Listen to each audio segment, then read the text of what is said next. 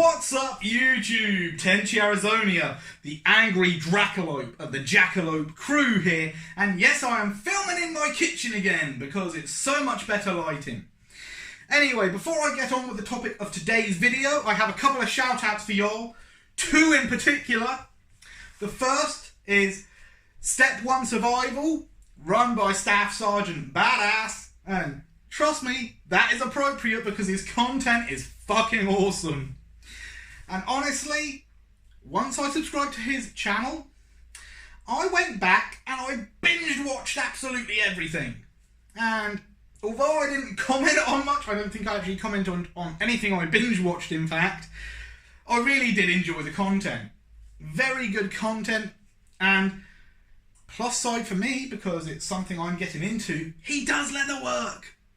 And those leatherworking videos, I think, are friggin' amazing. Other people might not agree, but I really like the leatherworking stuff because I myself am trying to get into leatherwork.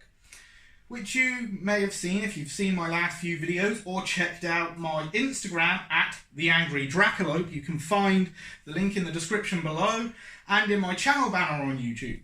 Anyway, on to the second shout out of the video. And this guy needs no introduction. One of the bigger channels out there, and that is Chris Thorne, Drop Forged Survival. Again, a really cool cat. Really good videos, really informative. And the videos are practical too. He's actually doing what he's showing in his videos. Unlike some people who just describe what they're doing while sat at a desk. I don't actually have the option to go out and do the stuff because of where I live. I live in a completely urban area.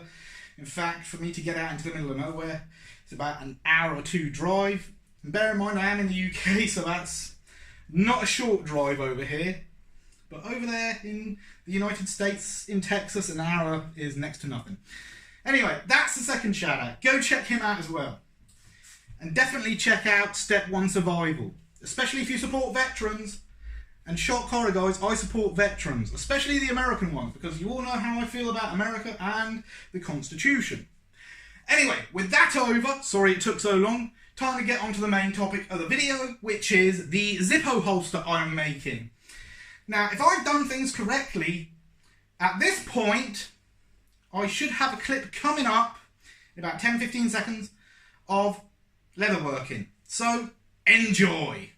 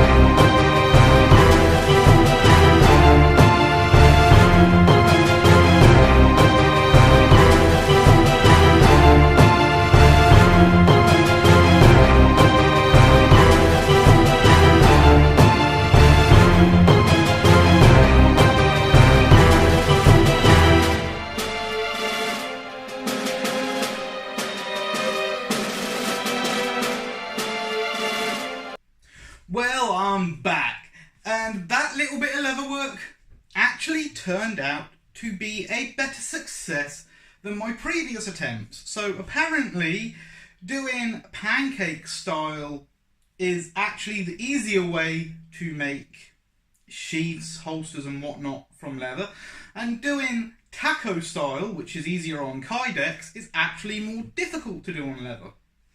So let me show you what I have done so far.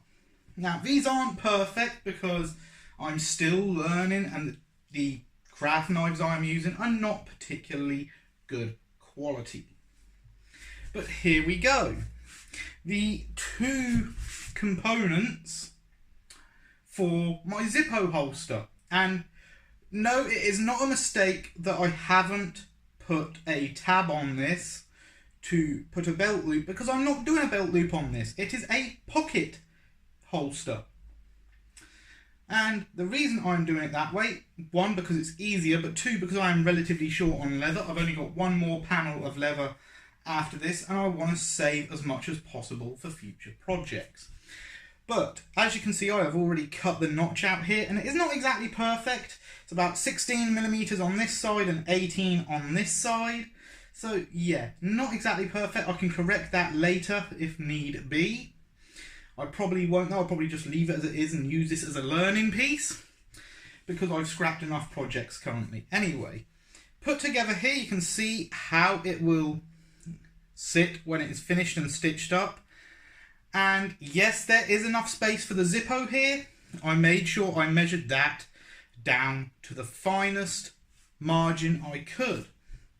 So when I've got this stitched together, I will then be soaking the leather in water, warm water, and wet forming the Zippo into this. So there you go, guys. Let me know what you think. Hopefully I can get the stitching done to a satisfying standard. I'm not going to try and stitch across these little pieces here and here. I'm just going to stitch right up the side and across the bottom. Make it nice and easy for me. But yeah, for my first attempt doing something this way, I think it's come out pretty well. We'll see how well when I have finally stitched it. Anyway, that's enough rambling from me. That's all for now. If you like it, please subscribe, comment and share. And remember, be good to each other.